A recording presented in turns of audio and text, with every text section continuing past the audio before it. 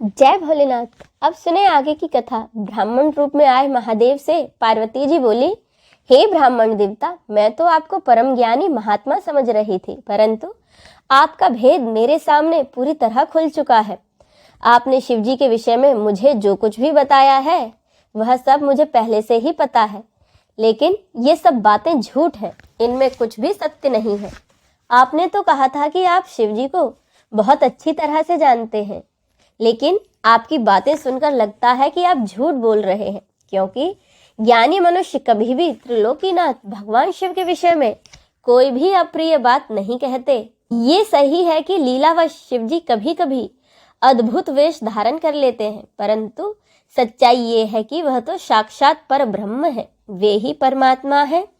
उन्होंने स्वेच्छा से ही ऐसा वेश धारण किया है। हे ब्राह्मण, आप कौन हैं जो ब्राह्मण रूप में आकर मुझे छलने आए हैं? आप ऐसी अनुचित व असंगत बातें करके एवं तर्क वितर्क करके क्या साबित करना चाहते हैं? मैं भगवान शिव के स्वरूप को भली भांति जानती हूँ। वास्तव में शिव जी निर्गुण ब्रह्म है, समस्त गुण ही जिनका स्वरूप हो, भला उनकी जाति कैसे हो सकती है? शिव जी तो सभी विद्याओं का आधार है, तो फिर उनको विद्या से क्या काम हो सकता है? पूर्व काल में भगवान शिव ने श्री हरि विष्णु को संपूर्ण वेद प्रदान किए थे। जो चराचर जगत के पिता हैं, उनके भक्तजन मृत्यु को भी जीत लेते हैं, जिनके द्वारा इस प्रकृति की उत्पत्ति हुई है, जो सभी तत्वों के आरंभ के विषय में जानते हैं। उनकी आयु का माप कैसे किया जा सकता है? भक्त वत्सल शिव जी सदा अपने भक्तों के वश में ही रहते हैं। वे अपने भक्तों को प्रसन्न होने पर प्रभु शक्ति, उत्साह शक्ति और मंत्र शक्ति नामक अक्षय शक्तियां प्रदान करते हैं। उनके परम चरणों का ध्यान करके ही मृत्यु को जीता जा सकता है। शिव जी को मृत्युंजय नाम से जाना जाता है। भगवान शिव की कृपा प्राप्त करके ही भगवान विष्णु को विष्णु तत्व, ब्रह्मा जी को ब्रह्म तत्व और अन्य देवताओं को देव तत्व की प्राप्ति हुई है। भगवान शिव महाप्रभु है। ऐसे कल्याणमयी भगवान शिव की आराधना करने से कौन सा मनोरथ है जो सिद्ध नहीं हो सकता? उनकी सेवा न करने से मनुष्य 7 जन्मों तक गरीब रहता है। वहीं दूसरी ओर उनका भक्तिपूर्वक पूजन करने से सदैव के लिए लक्ष्मी की प्राप्ति उसे होती है। भगवान शिव के समक्ष 8 सिद्धियां सिर झुकाकर इसलिए नाचती रहती हैं कि भगवान उनसे सदा संतुष्ट रहें। भला ऐसे भगवान शिव के लिए कोई भी वस्तु कैसे दुर्लभ हो सकती है? भगवान शिव का ध्यान करने से ही सबका मंगल होता है। इनकी पूजा के प्रभाव से उपासक की सभी कामनाएं सिद्ध हो जाती हैं। ऐसे निर्विकारी भगवान शिव में भला विकार कहाँ से और कैसे आ सकता है? जिस मनुष्य के मुख में सदैव शिव का मंगलकारी नाम रहता है, उसके दर्शन मात्र से ही सब पवित्र हो जाते हैं। आपने कहा था कि वे अपने शरीर पर चिता की भस्म लगाते हैं।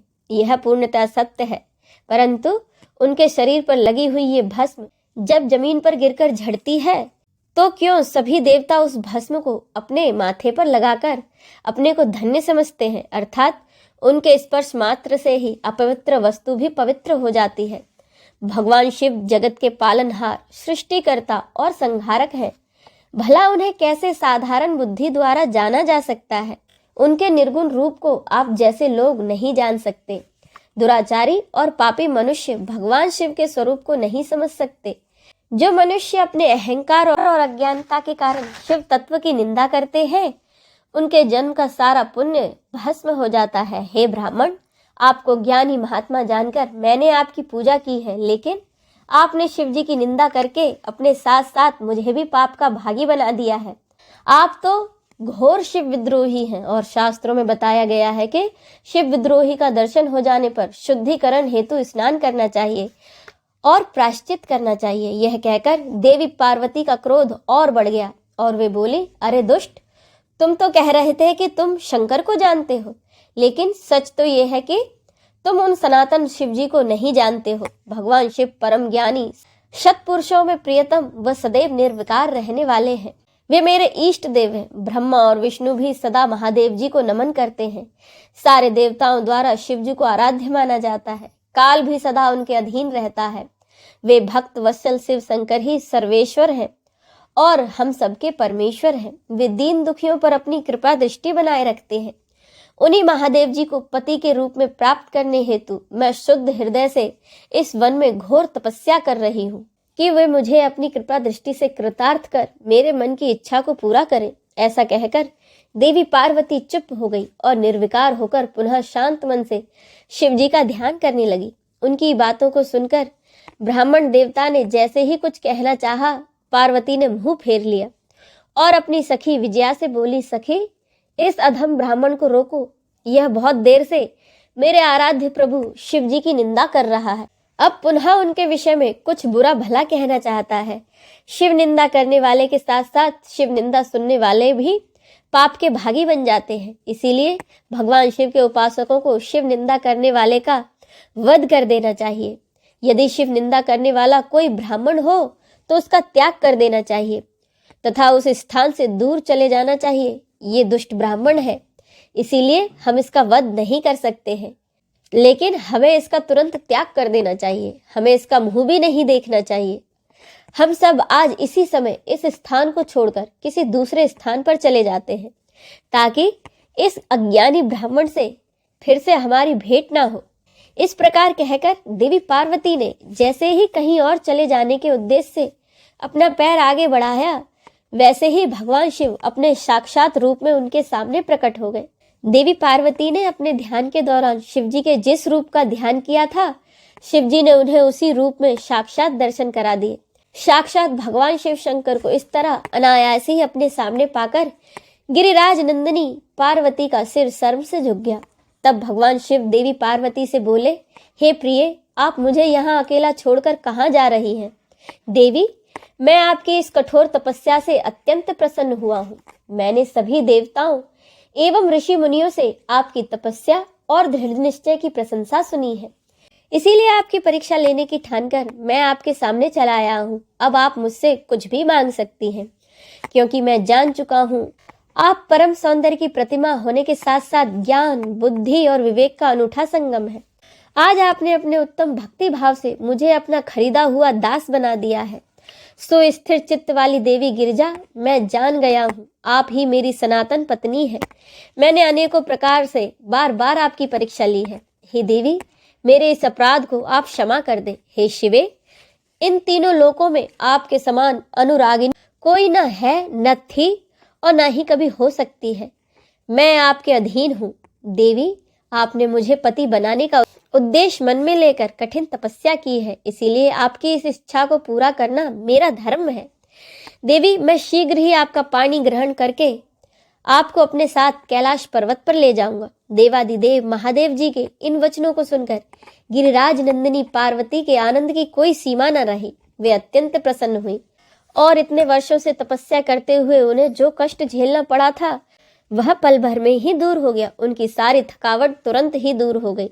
पार्वती अपनी तपस्या की सफलता और त्रिलोकीनाथ भक्त वत्सल महादेव जी के साक्षात दर्शन पाकर कृतार्थ हो गई और उनके सभी दुख क्लेश पल भर में ही दूर हो गए। अब इससे आगे की कथा का रसपान हम अगले अध्याय में करेंगे। जय भोलेनाथ। अब सुने श्री रुद्राष्टकम।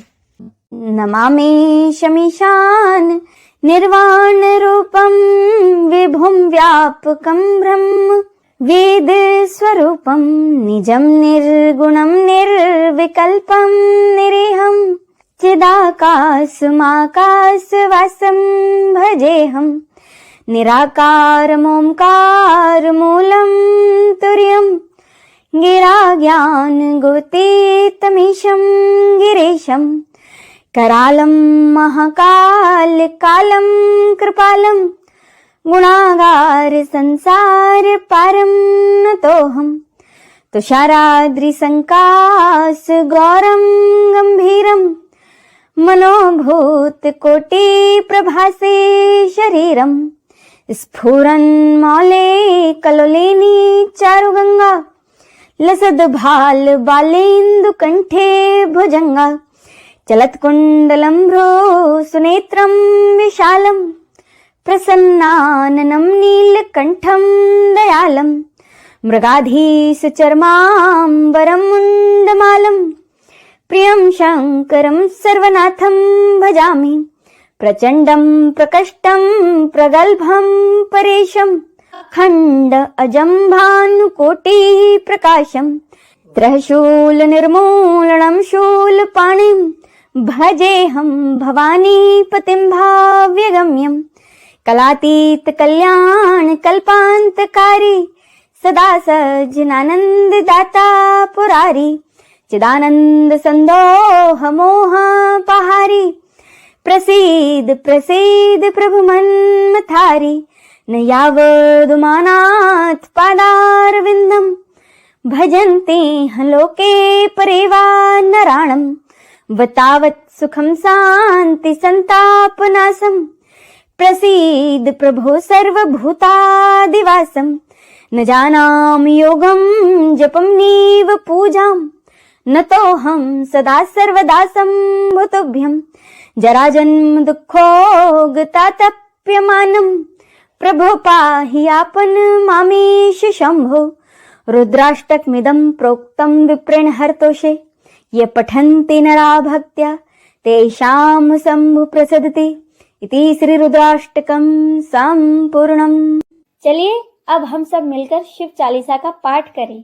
जय गिरजापति दीन दयाला सदा करत संतन प्रतिपाला भाल चंद्रमा सोहत नीके कानन कुंडल नागफनी के अंग गौर सिर गंग बहाए मुंड माल तन शार लगाए वस्त्र खाल वाघांबर सोए छवि को देखी नाग मुनि मन मोहे मैना मातु की हवेर दुलारी वाम अंग सोहत छवि न्यारी कर त्रिशूल सोहत छवि भारी करस सदा शत्रुन शयकारी नंदी गणेश सोहे तह कैसे सागर मध्य कमल हैं जैसे कार्तिक श्याम और गणराव या छवि को कही जात न काऊ देवन जब ही जाय पुकारा तभी दुख प्रभु आप निवारा कियो उपद्रव तारक भारी देवन सब मिली तुम ही ज्वाहारी तुरंत सड़ानन आप उठाई लवनिमेश ममारी गिरायु आप जलंधर असुर संहारा सुयस तुम्हार विदित संसारा त्रिपुरासुर सन दुमचाई सभी कृपा करी लीन बचाई किया तप ही भागीरथ भारी पूर्व प्रतिज्ञा तासु पुरारी दानिन मह तुम सम कोई नाही सेवक स्तुति करस सदाही वेद माही महिमा तब गाई अखत अनादि भेद नहीं पाई प्रकटी उदधि मथनते ज्वाला जरस सुरासुर भय विहाला कीन दया ता करी सहाई नीलकंठ तब नाम कहाई पूजन रामचंद्र जब कीन्हा जीत के लंक भीषण दीन्हा सहस कमल में हो रहे धारी कीन्ह परीक्षा तभी पुरारी एक कमल प्रभु राखे उजोई कमल नैन पूजन चह सोई कठिन भक्ति देखी प्रभु शंकर भय प्रसन्न दिए इच्छित वर जय जय जय अनंत अविनाशी करत कृपा सबके घटवासी दुष्ट सकल नित मोहि सतावे भ्रमत रहूं मोय चैन न आवे त्राहि त्राहि मैं नाथ पुकारो यही अवसर मोहि आन उबारो ले त्रिशूल शत्रुन को मारो संकट ते मोहि आन उबारो मात पिता भ्राता सब होई संकट में पूछत नहीं कोई स्वामी एक है आस तुम्हारी आय और मम संकट भारी धन निर्धन को देश सदाही जो कोई जांचे सो फल पाही अस्तित्व विधि करो तुम्हारी शंभु ना तब चूक हमारे शंकर हो संकट के नाशन विघ्न विनाशन मंगल कारण योगी यति मुनि ध्यान लगावे नारद सारद शीस नवावे नमो नमो जय नमः शिवाय सुर ब्रह्मादिक पार न पाए जो यह पाठ करे मन लाई तापर होते हैं शंभु सहाय ऋणिया जो कोई हो अधिकारी पाठ करे सो पावन हारी पुत्र होन कर इच्छा कोई निश्चय से प्रसाद ते होई पंडित त्रयोदशी को लावे ध्यान पूर्वक होम करावे त्रयोदशी व्रत करे हमेशा तन नहीं ताके रहे कलेसा धूप दीप नैवेद्य चढ़ावे शंकर सम्मुख पाठ सुनावे जन जन के पाप नसावे अंत धाम शिवपुर में पावे कहत अयोध्या आस तुम्हारी जानी सकल दुख हरू हमारे नित्य नेम कर पाठ करो 40 तुम मेरी मनोकामना पूर्ण करो जगदीश। इति श्री शिव चालीसा संपूर्णम। आइए हम सब मिलकर भगवान शिव की आरती करें।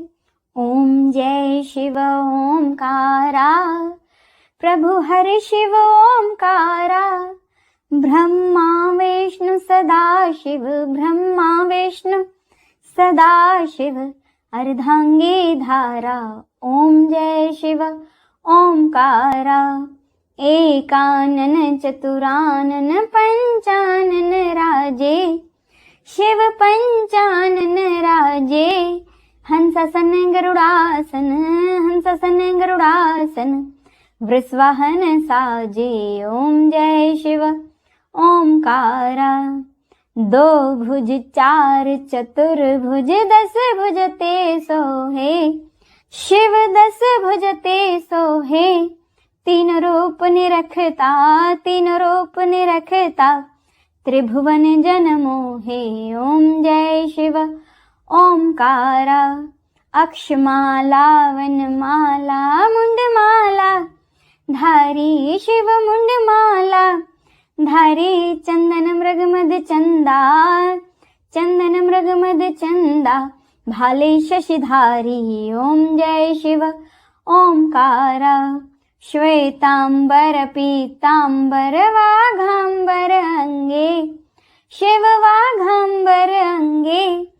सनकादिक ब्रह्मादिक सनकादिक ब्रह्मादिक भूतादिक संगे ओम जय शिव ओंकारा। करके मध्य कमंडल चक्र त्रिशूल धरता शिव चक्र त्रिशूल धरता। जग करता दुख हरता जग करता दुख हरता जग पालन करता ओम जय शिव ओंकारा। ब्रह्मा विष्णु सदा शिव जानत अविवेका शिव जानत अविवेका। प्रणवाक्षर के मध्य ये तीनों एका ओम जय शिव ओंकारा। त्रिगुण स्वामी जी की आरती जो कोई नर गावे शिव जो कोई नर गावे। कहत शिवानंद स्वामी कहत शिवानंद स्वामी सुख संपत्ति पावे ओम जय शिव ओंकारा ओम जय शिव ओंकारा। प्रभु हरि शिव ओंकारा। ब्रह्म विष्णु सदा शिव ब्रह्म विष्णु सदा शिव अर्धांगी धारा ओम जय शिव ओंकारा ओम जय शिव ओंकारा। हर हर महादेव।